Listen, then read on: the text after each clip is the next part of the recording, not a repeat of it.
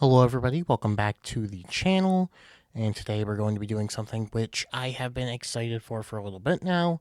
Survivor 47 has officially finished airing. We are a little bit past that now, and with a little bit more time away from the season, I think that it is a good point to do a new era winner ranking. This is of course going to be tackling seasons 41 to 47. So with that being said, let's just get straight into things. But first, I actually have something new. I'm really excited to introduce this to the channel. I think it's going to be really fun for more of these rankings and sort of top 10 lists. I'm going to have somebody coming in to sort of help introduce them and give a little bit of background.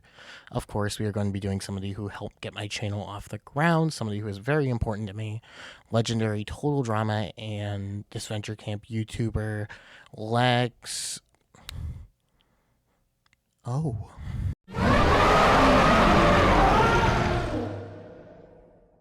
At the bottom, it honestly wasn't difficult. I understand a lot of people really like this winner and view her as being a top tier one, and I am sorry, that is a fucking insane claim, as this winning game is pretty poor, all things considered. And that's the most recent winner, Rachel Lamont.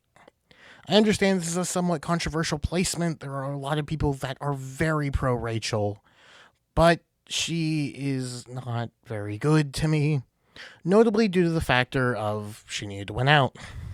If she didn't win the last couple immunity challenges, she almost certainly would have gotten taken out at a certain point. As well, her having several advantages, notably the idol at Final 6, really helped get her by. Otherwise, she would have been out almost definitely. Her pre-merge isn't anything amazing.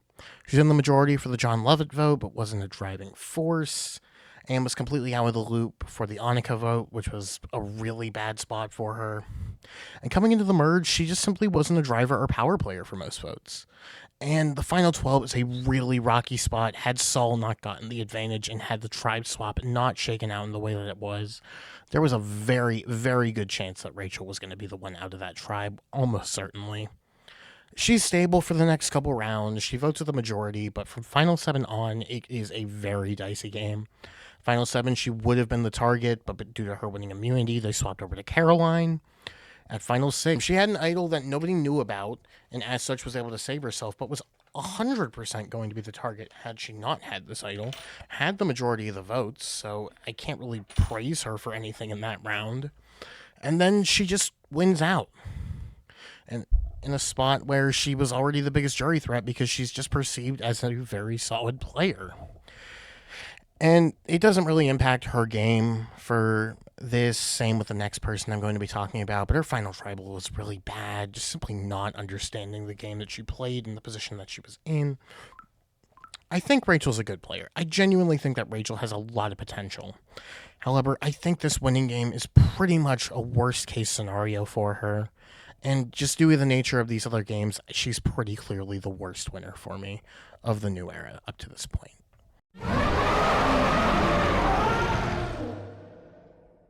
I do want to preface this next slot by saying there is a very sizable gap between Rachel and this next winner. I think Rachel is the only genuinely bad winner of the new era. These next couple are just pretty middling, all things considered. This is another winner I know people are very high on. She's a great character, but Marianne Oka's game is very messy. The big thing that you can give Marianne credit for is the Omer elimination, which I don't give her very much credit for. It was found out during Exit Press that Jonathan initially brought up this move due to finding out about Omer's idol Nullifier, who got this to Mike, and they only ended up backing out thinking that Lindsay would have played her amulet because, obviously. But because of that, Marianne is able to use her extra vote and her Romeo to end up getting Omer out, which is impressive. However, it was not her move. Her best move across the season is that, but it's not a move that she initially had came up with. And as such, I find it very difficult to give her a ton of credit, especially in the fact that she really didn't do that much to actually convince Lindsay to not play the amulet on Omer. So it's just not great. And piggybacking off Lindsay here, Marianne almost ruins all the props of this move by being the main person to push for Lindsay to stay in the following round, which we've also learned in Exit Press she would have beaten anybody. But besides any of this, I haven't even discussed the worst part of Marianne's game, which is very obviously her pre-merge. She survives the Mariah boot, but it's clear if her tribe lost even another challenge, she is the easy one out there. And it's tough because she had a very solid part of the game to try and get herself out of this position, but just simply wasn't able to do so. And even in the post merge, she's just floating. She's not really fully involved within the majority alliance. However, she's still there and just not being the one taken out due to her prior tribal bonds. The Omer move is good, but outside of the Omer move, I can't give her very much credit in regards to anything else. And the rest of her game is just really weak. I like Marianne. I think that she's a good character. And similar to Rachel, I think that she has the potential to be a good player. It's just that I think that her winning game is really messy. It's really bad. It's at number 6 for me.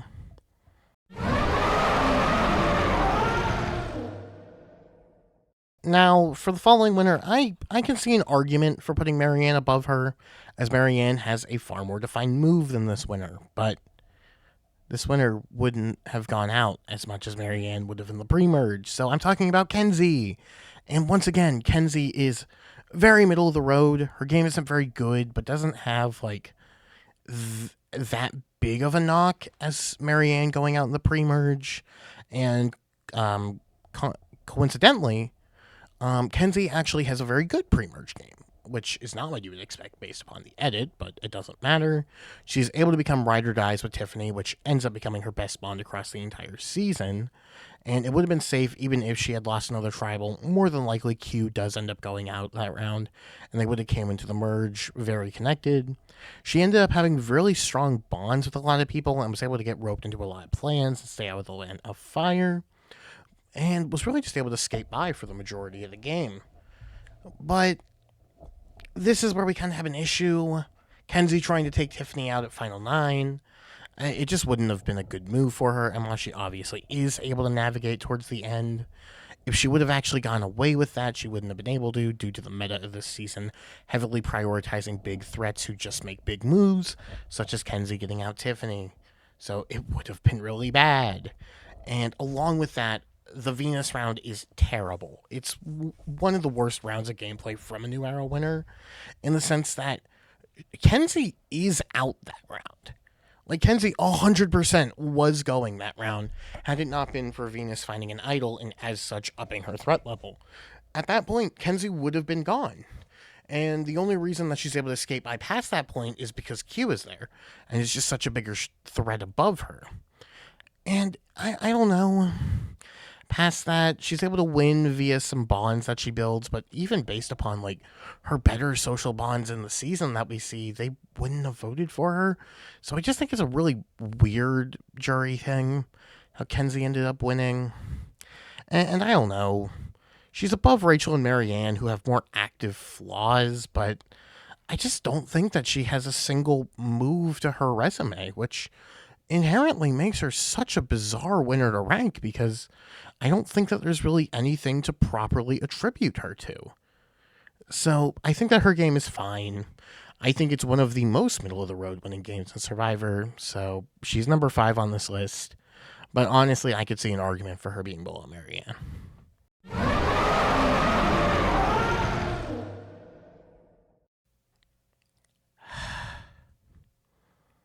Mike Gabler.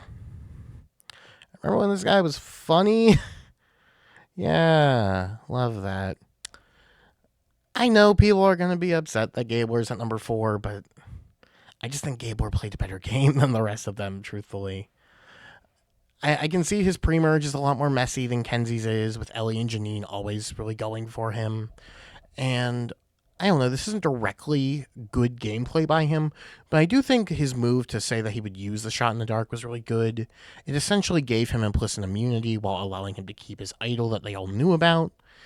And yeah, she was just able to skate by on most of the pre-merge after then. He likely wouldn't have been voted out due to his idol, but I don't think that he likely gets majority of the votes anyway. It probably would have been Ellie, which leads us into Mergatory, in which we get his biggest move of the season, the major move, throwing Ellie's name out. And he doesn't really do much past that. The move is far more Cody Jesse, but he's the one to get the ball rolling, so I guess I give Gabler some credit here. But for the most part, past that, he's just playing a pretty baseline game. He's riding the middle, voting correctly. However, I think at the split tribal, his game really ends up building up because we end up seeing him bond heavily with Jesse and Cody, essentially becoming the third in that alliance over Carla. And in the end game, he does make probably what is the most active and solid move of any of the players I've talked about at this point, and that's making the final three with Cassie and Owen, in which he was able to recognize that he comes across not threatening enough to where you wouldn't expect him to win, but he has the jury perception to where he will win in this configuration against the two. And I'm not trying to claim that Gabler is an amazing winner. I really wish I could put him lower on principle, but I just think Gabler has less flaws than any of the winners that I have below him. And he's solidly within the majority throughout the entire post-merge. I don't love Gabler. He's clearly not a favorite for me. But I really do struggle in putting him below any of the other winners that I've already talked about. So he's at number 4. Good job.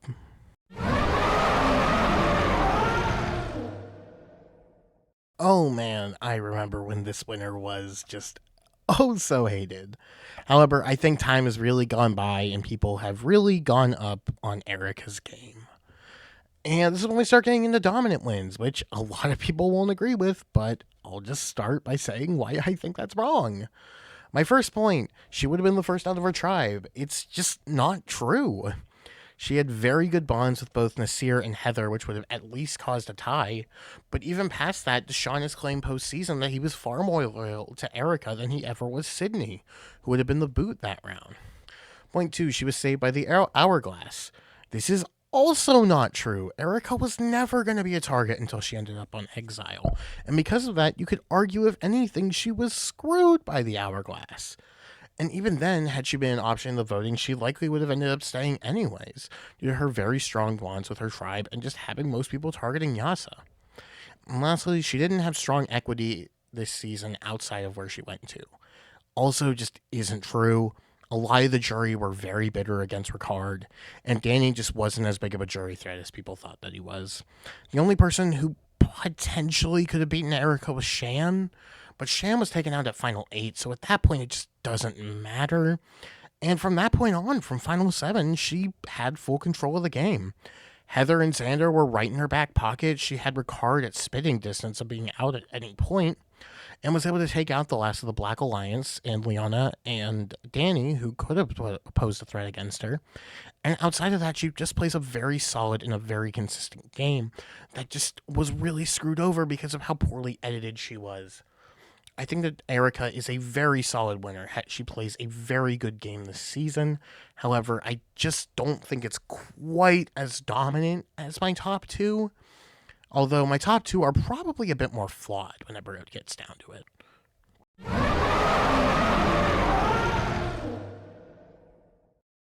Top 2 time. I think everybody kind of agrees these are the best of the New Era winners, unless you're a Rachel Truther, in which hi.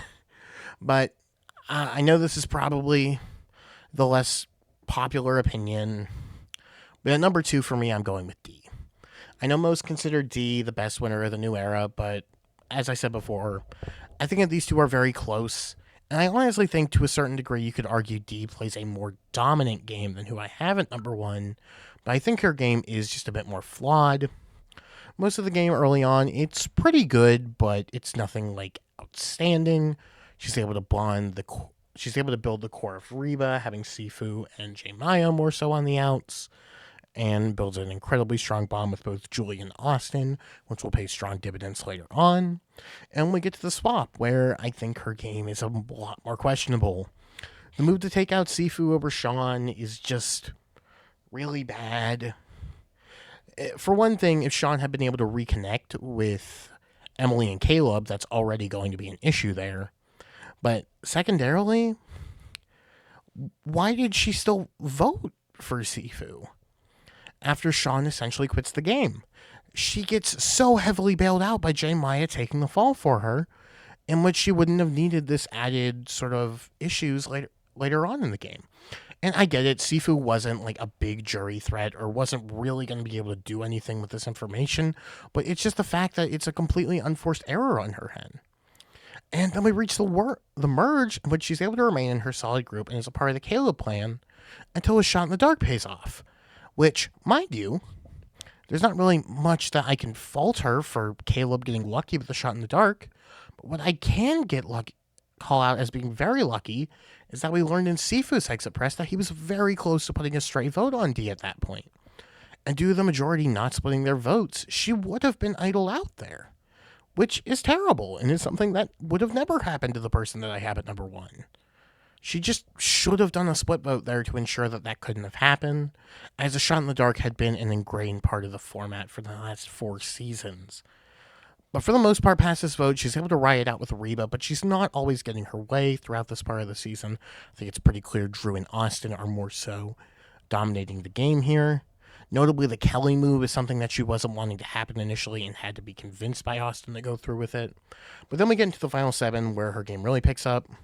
Due to Austin having given Julie an idol earlier in the season, Dee is able to convince Julie to play the idol and take out Emily, likely the only person in the game that could have beaten Dee in a jury vote, which I think is a double-edged sword. I think it's very impressive. However, I do think this could have ultimately backfired on her later on. It just doesn't end up going through with anything due to Austin being fairly loyal to her. And at Final 6, she's able to get everybody to turn on Drew, taking her into a Final 5, in which she can easily coast to a win. And she plays it horribly. Her Final 5 is one of the worst rounds of gameplay by a winner. She had just no reason to survive that, and only does due to other people playing poorly. She was going to be outplayed by Jake, who was terrible. And if you saw in my prior video, you know I am so low on Jake. But past that, Jake came up with a plan to use his idol on Katora, and had the two of them properly coordinated their votes on the D, she goes home. And this stems to the big issue of both of the top players. It's that both of these are just far too loyal to their number 1. Dee was simply unwilling to go with the easy vote and get Julie out at 5, and as such nearly gets herself eliminated, and only doesn't due to Katura playing scared.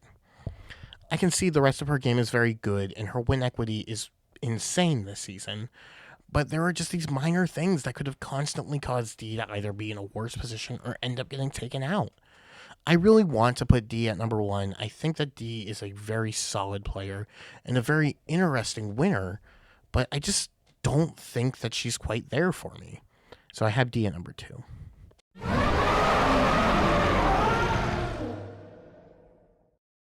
And lastly, who I genuinely believe is the best New Era winner of Survivor, I have Jam Jam.